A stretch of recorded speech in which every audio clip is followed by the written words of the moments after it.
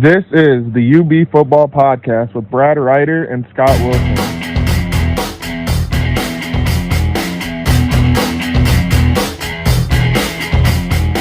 What's up, UB Football Podcast? Brad Ryder along with Scott Wilson here to talk about another win and another MAC game coming up and more nearly endless possibilities thanks to a big victory at home against Toledo. The Bulls are now 3-0 at home. They're 2-0 in the MAC. That's the most important one.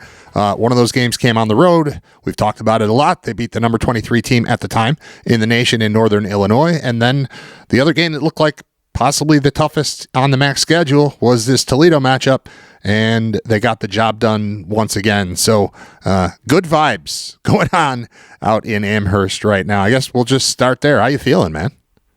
I'm feeling good. My goodness. I think, coming into the season, you and I both were talking like, I love where we're at now coaching wise. I love where we're at defensive wise. Can we figure out something offensively to make this season worthwhile? Not sure. And here we are at 4-2, 2-0 in the MAC with the two toughest games already in the books. Well, quote unquote, at this point, toughest games, I'm feeling energized. I'm feeling great. I'm feeling confident. And, hopefully the guys are feeling the same way because this is fun. This now we're coming into the second half of the season officially. And it is every week now, especially with no divisions, every week now is really, really important. And I think the Bulls are good enough to win out. But I also don't, I think the fun part of it is I don't think they're necessarily good enough to feel comfortable in any of the remaining games, which means that all of these games are going to be awesome. A lot of I don't know. Yeah, it really does happen a lot on the schedule where you map it out and there will be a surprise here or there, but these are the 6 games I expect them to win. These are the 3 games I expect them to lose. And these ones are wild cards. And it feels more like a big pile of wild card games, except maybe Kent. But for the most part, from here on out, it's, like you said, it's not, I don't want to say coin flip, because I am confident and I have seen some things that really encourage me, that they're not going to go out there and just get out coached. They're going to have a plan. They're going to see what you're doing. They're going to be able to react to it. I like a lot. Obviously, we're going to get into what we saw, some new twists, some new wrinkles against Toledo. But just knowing that sort of stuff exists makes me excited about all the games. So let's start with the triple option, essentially, that they went with on 2 drives in this game that looked completely different from anything we've ever seen the UB Bulls do, and they executed it tremendously twice. Once in the first half, put it away, brought it back out to start the second half, touchdown both times, looked pretty unstoppable, but didn't feel the need to make that their entire offense. So I guess let's start with that part of it, because that's what I've been thinking about all week, is what that looked like and what other sorts of wrinkles they might have up their sleeve. Yeah, the bone. They just ran an inverted wishbone and put CJ back in the pistol. And it was unstoppable, pretty much. Toledo obviously had not prepared for anything like that. They were caught off guard. And I think you mentioned it at halftime of the game last week, and we talked about it a little bit there in the second half. It was, man, it looked like the Bulls had a week off. and they got in the lab and they cooked some stuff up. Now, come to find out, they've actually been practicing that for quite some time this year and had kind of been waiting for the right moment to bring it out. And that was it. Yep. That was clearly the right time to bring it out because it was so effective against, that was a top 10 in the nation rushing defense. They were averaging giving up like 83 yards a game, and the Bulls went for over 200 on that team. Just tore them apart. And it was impressive and it was dominant. And for the second game in a row, the Bulls on defense knocked the starting quarterback out. And it just all around, I think after beating Northern on the road and getting that top 25 win, you say, all right, listen, we can beat anybody else on the schedule. There will be difficulties, but we theoretically know it can happen. And so going into the Toledo game, I very much approached it was, we can get this done. It's just this. It's a really tough test. It can happen. I didn't expect the Bulls, and I know that it was a 15-point win. That was more than a 15-point win. Yeah. Man. They dominated that team. They dominated that game. And it was, into the second half, holding the shutout, it was shocking how much better they played than Toledo. And that's got nothing to do with the Bulls, and that's got everything to do with the fact that, Toledo a couple of weeks ago blew out Mississippi State on the road. They went into Starkville and killed that team, an SEC team on the road. And the Bulls just, from the kickoff, looked completely composed, in control, confident, and they came out and dominated the game. And it was very impressive.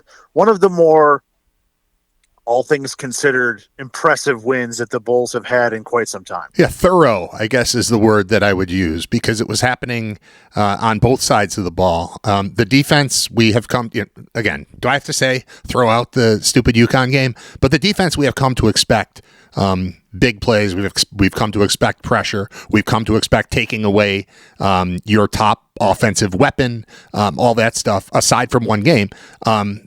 But this time the offense contributed quite a bit, especially because they found a way to get the ground game going. And, as you mentioned, those kind of numbers put up over the course of the game includes 2 drives where they threw this freaky wishbone thing at people. But they were successful outside of those drives as well. You don't get, I guess you could get 200 yards on 2 drives or close to it, but you know what I mean. Al-J Henderson went off. That was clearly his best game of the season as the Bulls continue to cycle through our favorite running back of the week situations, But all in all, they just look like a very well-prepared team that is settling into conference play and is ready to take on every opponent. And despite the fact that they're going to do it in different ways. Yeah, and another aspect of the wishbone that they used that was different was they went smaller with I guess maybe not smaller, slighter in their options, because they put Messiah Birch back there, which gave them like a super quick option. Then they had Shelton, which was kind of like the medium, and then the heavy was Al-J, who, if you compare to the other guys in that room, really is not the heavy, but gave them 3 really fast options, so that when everything was happening, instead of using a traditional fullback, they're hitting the hole with Al-J, which is a different speed. Yeah. And a lot of times, just that difference in speed, and a couple of times with Birch as well, where the guy's through the line and the linebackers are like, whoa. And, they're weaving through traffic and picking up 10, 12 yards on a run that the team was just not prepared to see. And it was impressive, that little wrinkle on top of the formation change as well, that they were able to throw that in and execute it as well as they did. It was fun. Well, it was fun to see them get embarrassed. You're adding variable speed to massive misdirection. And suddenly, I don't know who's coming from where and how quickly it's going to happen. It really was a thing of beauty. I don't know that you can do it drive in and drive out, but the way they used it last week was fantastic. And the other aspect here, and this is something we talked about going into the game that we wanted to see, was CJ Agbana making plays with his legs, not just on called plays, but I remember specifically asking you, are you looking for more designed runs for Agbana or more Agbana deciding to run on his own? We saw both, but the one that stood out was the latter, which is Agbana looking, first read not there, second read not there, I'm going to go. And it worked at one point. on back-to-back third down conversions for the Bulls. They really needed to keep the ball. He went, that's not there, I'm going. And we haven't seen a ton of that this year, despite the fact that we know physically he's capable of doing it. So whether that is a change in mindset from the coaching staff or just CJ growing a little bit more comfortable with what he can and cannot do and how he will or won't be successful, either way, adding that wrinkle that we've been, you've seen it here and there, but we wanted it to be a fully functional part of the offense, and it certainly was in that game against Toledo, and it made a huge difference. Yeah, it depends on the type of quarterback and the type of guy that you've got at quarterback, of how you can work him into a game, how you can get a guy into a game. Sometimes it's easy throws, get the passing game in rhythm. And some guys like Brett Favre would want to take a hit. You know what I mean? Like he would want to get knocked down once. Around here, we use Jim Kelly for that reference, but okay. Okay. Yeah. So, well, I mean, it just depends on the guy. And I think in that game, they got CJ involved in that triple option, in that running game early on, and it got him real comfortable.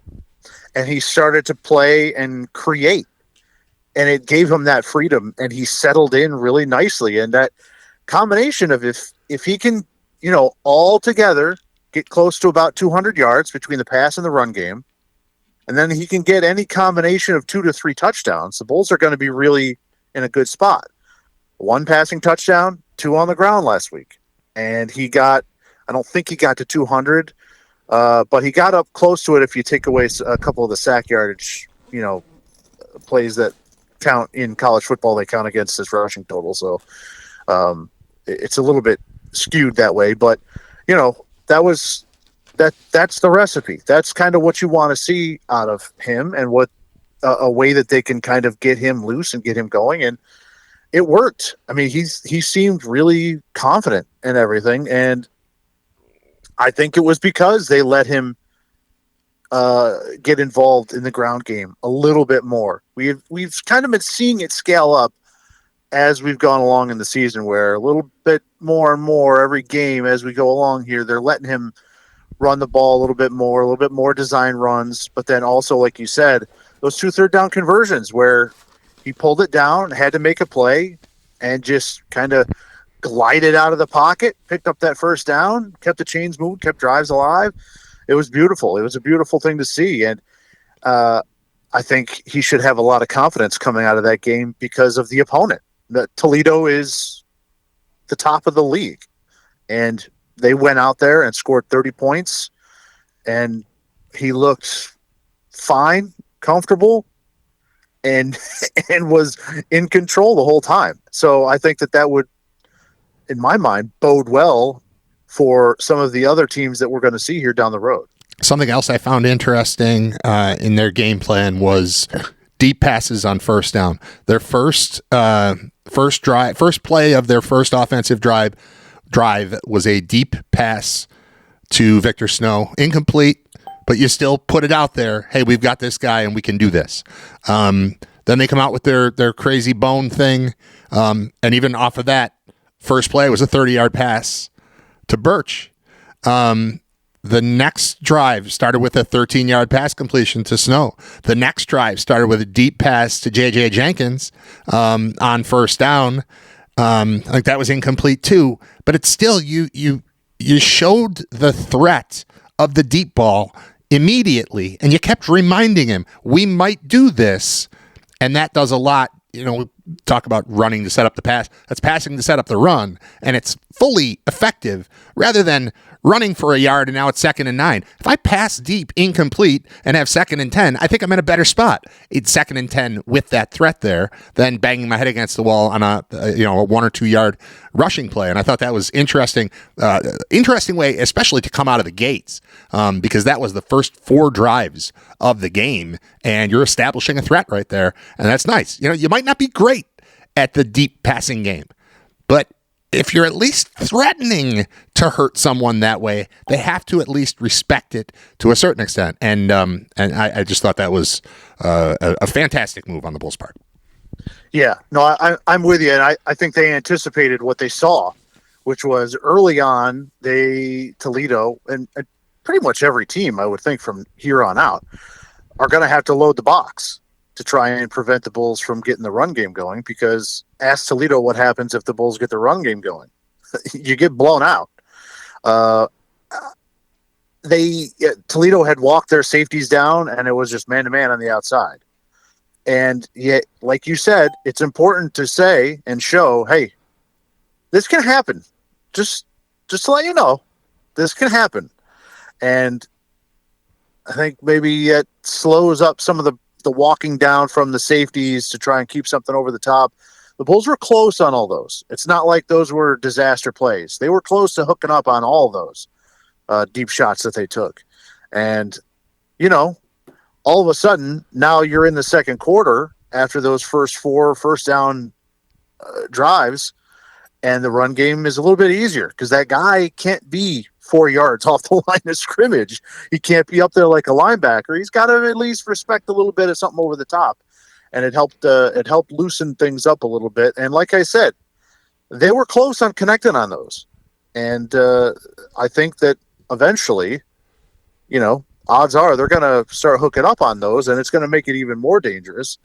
And I think it's also important to point out that in a game against the league's best run defense and one of the nation's best run defense in Toledo, the Bulls came into it with Nick McMillan out and then Johnson out for the game. So their 2 top wide receivers were not playing. And you think, uh-oh. Okay, so your 2 top wide receiver weapons are not there, and you're facing the best run defense. This could spell disaster.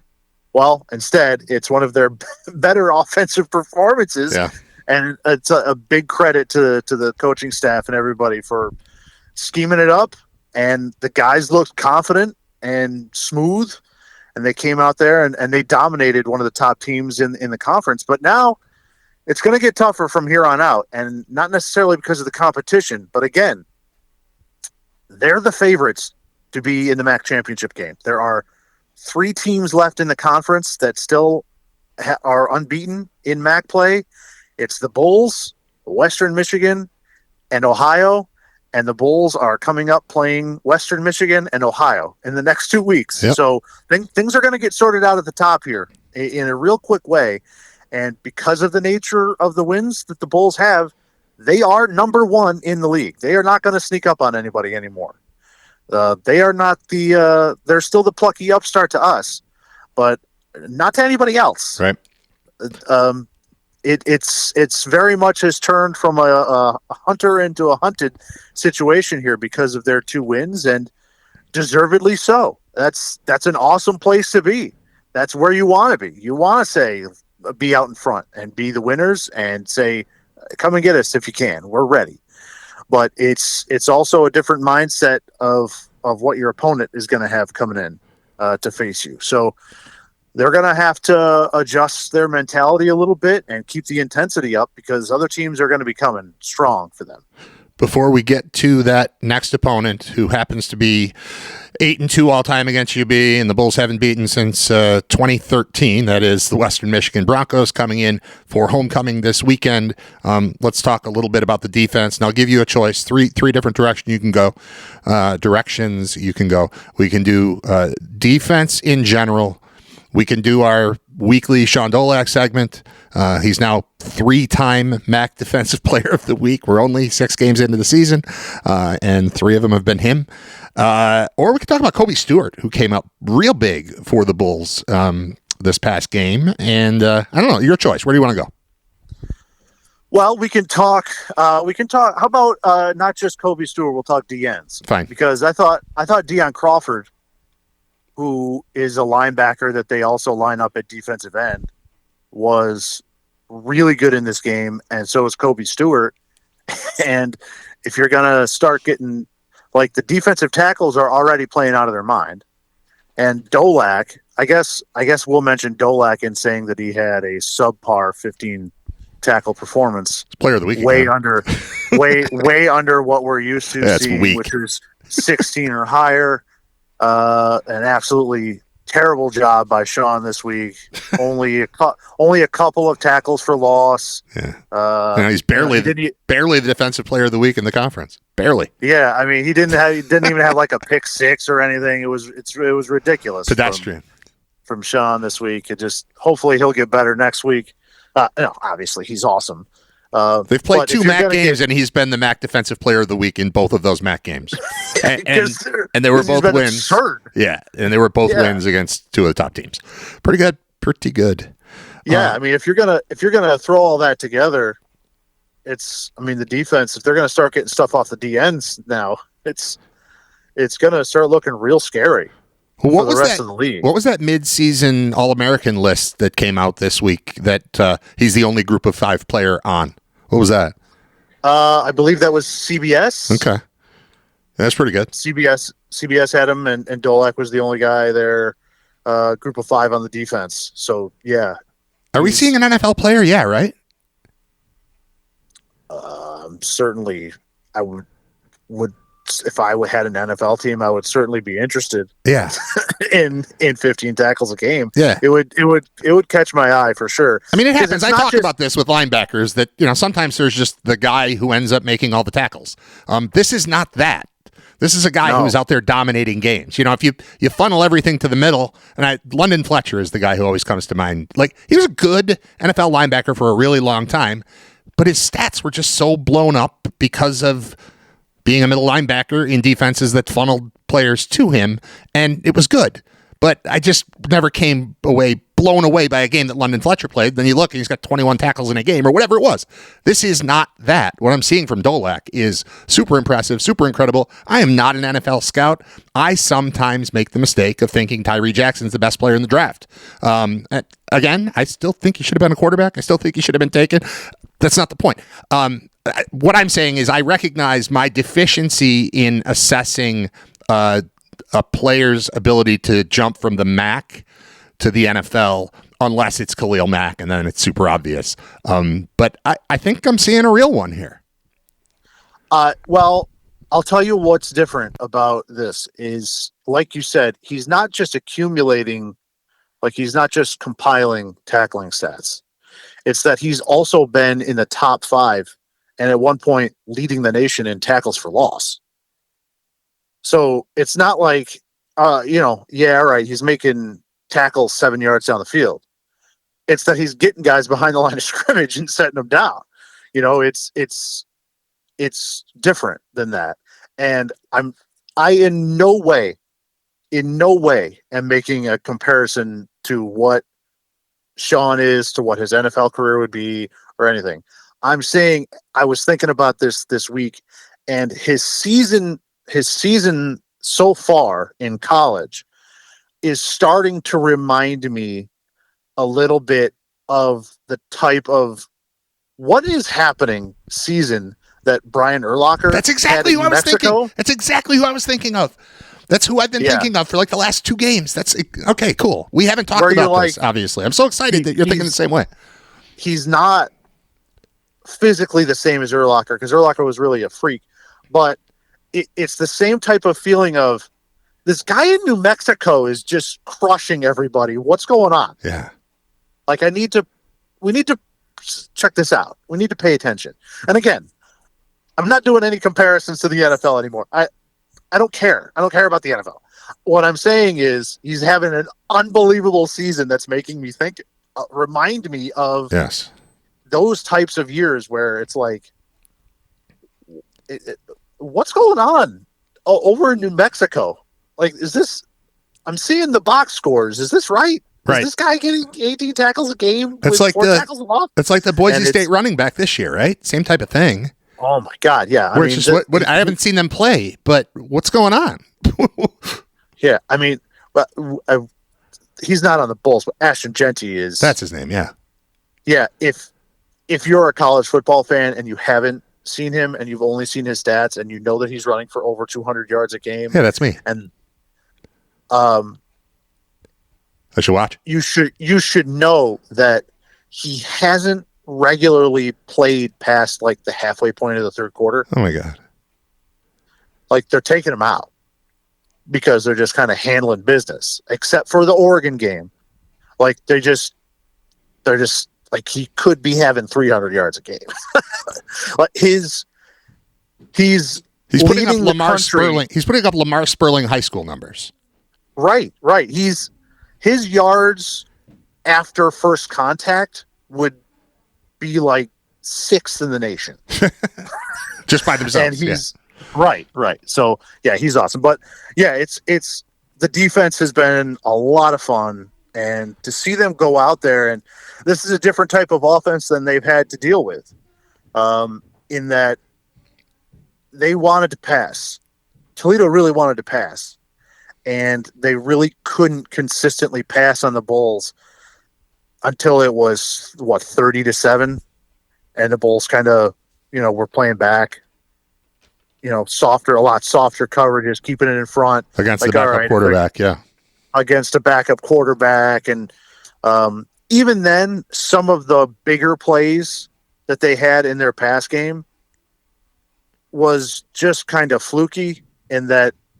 We had defenders there, and they just couldn't find the ball in time. Like they would turn around for the ball and just couldn't locate it because it was just fluttering up in the air, and it awkwardly came down to a guy. So I would think 9 times out of 10 that those aren't going to be converted with the way that the Bulls have played this year. So to face a different style of threat and to still be able to prove that you can go out there and cause the same type of problems is pretty impressive.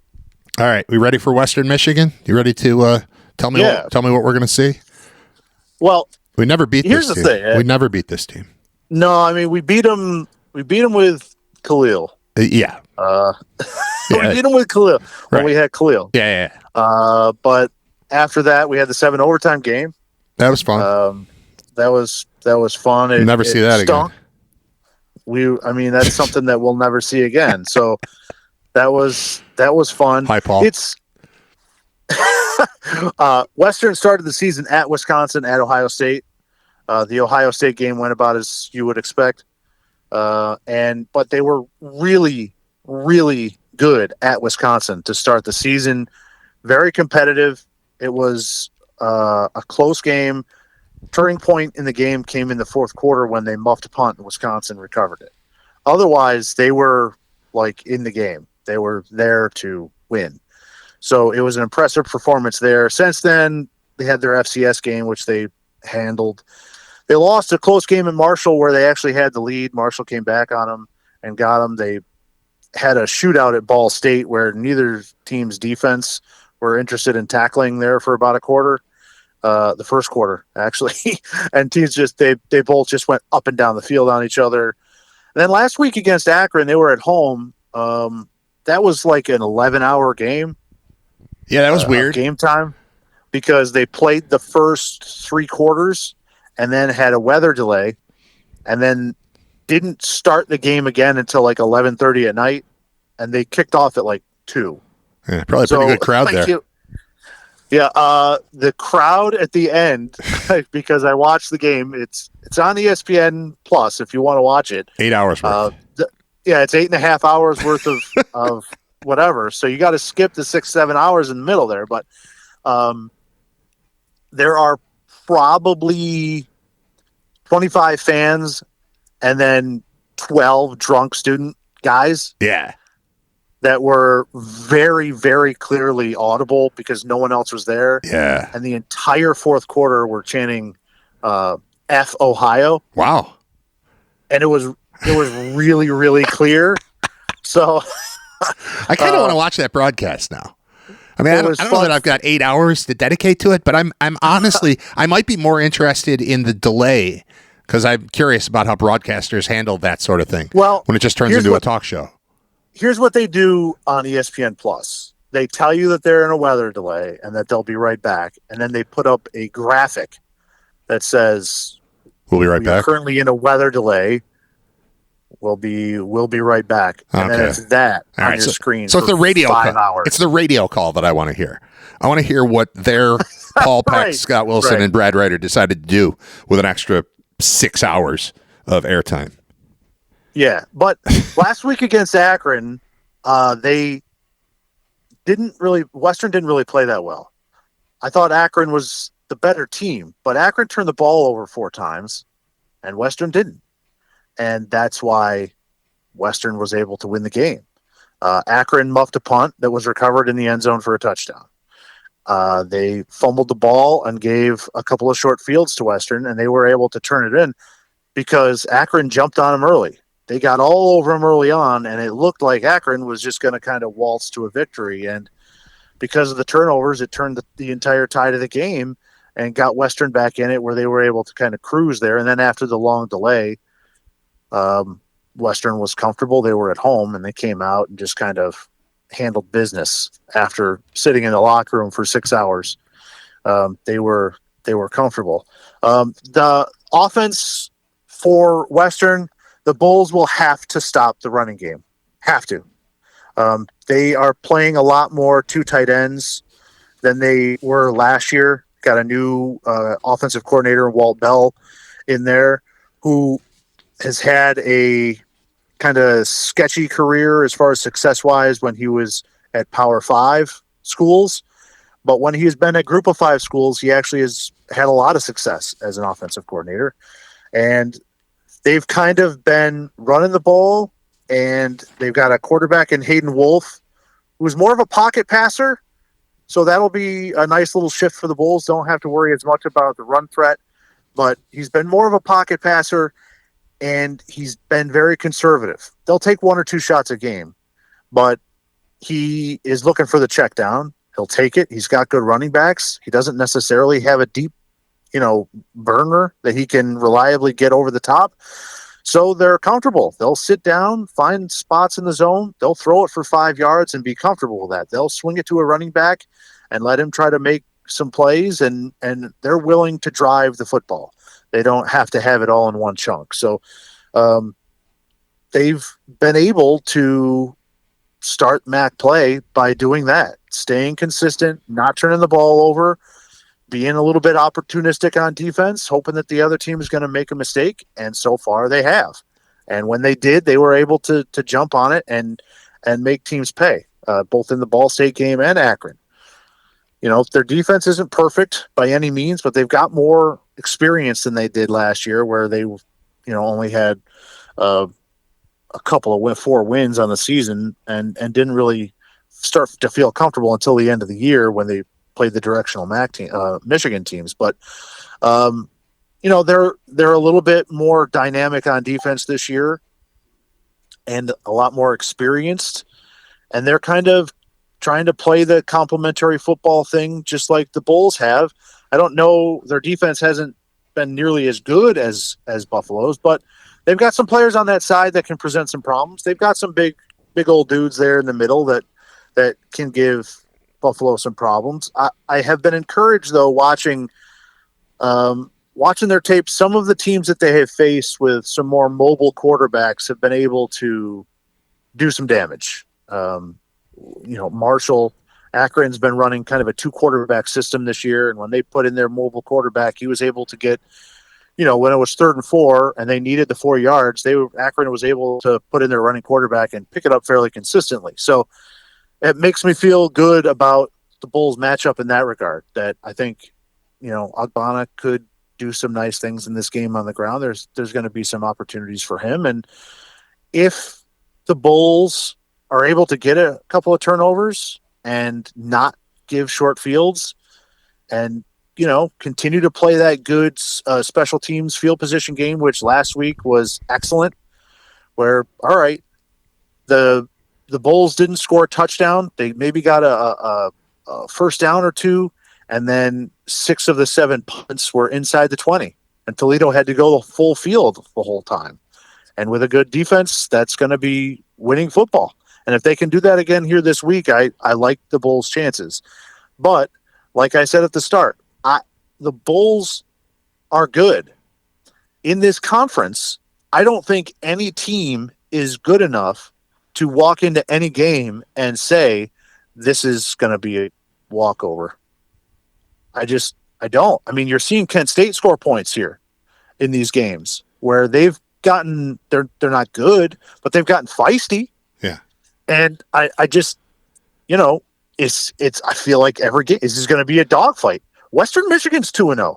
They don't have the quality wins. I mean, beating Ball State and Akron, not the same as winning at Northern top 25 home against Toledo. Not the same. But they're still saying, hey, we're one of the 3 teams left without a loss. We're at the top. And we're fighting too. And we've been pretty good here the last couple of weeks. So they're going to be confident as well. And that's why I think the MAC is one of the most entertaining conferences. It's because all these games are going to be absolute dogfights for every team, because every team is kind of good and every team can show up and be kind of bad on any given day. Yeah, I just looked it up. This is Vegas says 1.5 point favorite is Western Michigan. So yeah, I mean, when you're in the sub 3 category, that's Vegas telling you dogfight also. Right. And listen, if you look at the stats, the Bulls' offensive, like total offensive numbers and Not some great. of their offensive numbers, not good. Yeah. They're not good. But if you look at the games, like they've scored 30 or more points 3 times. All right, they got shut out at a top 10 team in the SEC. Right. I mean, Western's got a shutout too. They got shut out at Ohio State. Right. Of course they did. Yes, they did. Right. And they had a rough game at UConn where they missed a field goal and then several times didn't go for field goals that were easily makeable. We're throwing that game out. Throwing that game out. That game's gone. That game's gone. But it is baked into these numbers. The other thing baked into these numbers is, the Bulls haven't put together a ton of 90-yard drives this year. But if you give them a short field, they've done a pretty good job of turning it into points. So that's not going to show up as great offense, yardage-wise, but it's going to be effective. And if your defense is good enough to put your offense in good positions, well, then the score might be good while the numbers aren't great, and that's fine because I like being 2-0 in the MAC, and however they're getting there, it's working for me. So I'm not going to worry too much about the numbers. I just want to see them be effective, and they were very effective last week, despite the fact that, the passing game, it was like 160-something yards to 360-something yards, but the Bulls owned that game. So I'm not going to get too caught up in the numbers. If I like them and we want to use them to tell a story, cool. But the Bulls having a low tier offense doesn't tell the story of what this team has been thus far. Right. And I think it's improving, and they've dealt with some pretty significant injuries. Right. Losing Nick McMillan after a week is terrible. Yeah, because coming into the season, in fall camp, there were coaches that were like, "Yeah, wait till you see this. McMillan is going to get 100 catches. Like, we're throwing to him like it's Marvin Harrison, and he's going to have crazy numbers because he's just been incredible." And they faced Lafayette in week 1, and what happened? Yeah, they got him the rock, and then it was Missouri, and they didn't really do anything. They didn't really show anything because the game in the end didn't really matter, and he ends up getting a fluky non-contact injury on the turf and kind of changes things up. And they've had to adjust to it, and in the process have a top 25 win and a win against Toledo. All right. The stats don't look great, but they're finding a way to do it. Yep. And that's the most important thing. They're getting dubs. So some of that doesn't necessarily translate to Vegas, but I think Vegas is well aware that right now in this conference, every game is going to be a battle. Like, there's not going to be a team. Like, I don't think that there is a team that should be favored by more than, in double digits over any other team right now. Maybe Toledo against Kent. I guess maybe. But other than that, everybody else's should be within one score. It's the reason why, statistically, the MAC, over the last 15 years, they have the most parity. It's the reason why over the last 15 years, they have the most one-score games of any conference in America. They are playing tight games. These games are always up for grabs.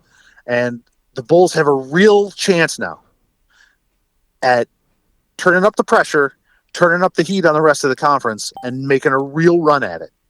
And in order to get to what would be a massive game at Ohio in a week, go out there, take care of business against Western to make that game huge. Because if it's undefeated Ohio and undefeated Buffalo in Athens at high noon, that's going to be wild. Yeah. Like that would be a massive, massive game. I want that game because it's fun. Me too, because I want to overcome my fear of Peden Stadium. I'm terrified. We need to do this. It's got to happen at some point. All right, no Peden Stadium this week. This week we are in Amherst. I will see you on the local battlefield about an hour before the game, Scott. Yeah. Oh, and hey, real quick. All right, real quick. What? First of all, the weather's going to be great again, but should mention the video boards. Yes. Cool. Very cool. They did some other in-game stuff that was fun. The in-game host, we don't get to really hear much of it because we're working as well. Right, but there was a little bit more party atmosphere going on. Yeah. From what I saw, also pre-game, I was out in the field house with some of the kids stuff that they had. It was awesome out there, and it was a ton of people out there, and like the Bulls cheerleaders were out there, which was fun with the mascot. And then all of a sudden Toledo's mascot walked in, and it was like, oh my God, this is fun. Like, I'm 40 years old, and I was like, hey, the Rocket's here. The Rocket Man's here. And so obviously the kids loved it. It was a lot of fun out there. So I love the tweaks. I love the tweaks. And I love that Mark Allnut, the athletic director, has not only made some of those cool changes, but then he has also made sure that the weather is perfect. Yeah, he's good at that. He really is fantastic. He's been fantastic at that. Yeah, and it looks like he's going to come through again here. He obviously knows some high operatives in the Democratic Party to control the weather and make sure that everything is all right for our games. And kudos to him. And but it was awesome. I like those little tweaks. I liked having the screens down there at that end, because it was not only what you would normally see on the board, but they also had different content on it at times, which was cool. So. Right. Stuff that we've grown accustomed to seeing as different programs put money into game presentation, and it's kind of the norm now, not just at the big schools, but at a lot of the small ones, that there's just much more going on. It's more active. It's more, it's more 2024.